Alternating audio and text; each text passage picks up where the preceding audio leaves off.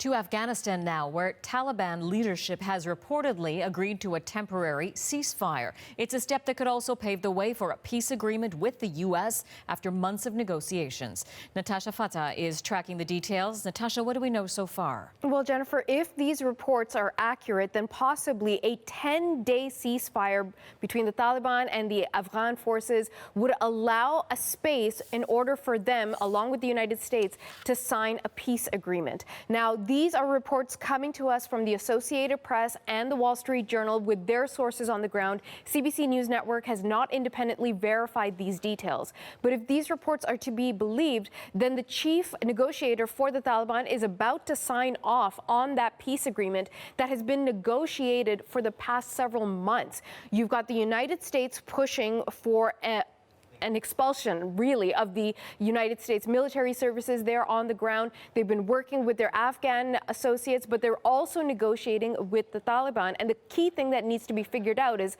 if the U.S. leaves, what does the country look like?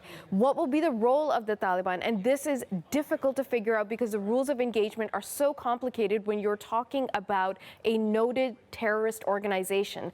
The U.S. says they'll sign off on the deal if Afghanistan does not become a base for further terrorist activity and groups. The Taliban unlikely to abide by that, particularly when so many of the nuances of that deal would also have to include things like agreement on the treatment and rights of women, free speech rights, whether militants and terrorists would be prosecuted. So there are a number of things that still need to be ironed out. But again, for the U.S., their key component is move forward with the peace deal so they can get their 12,000 to 13,000 troops out of Afghanistan. They have been there for close to 2 decades, the longest military operation the United States has ever taken on. But keep in mind that even as this possibility of peace is right on the horizon, just today, 17 people were killed in an attack that was carried out by the Taliban, and they took responsibility for that attack. So peace in Afghanistan is a tricky business.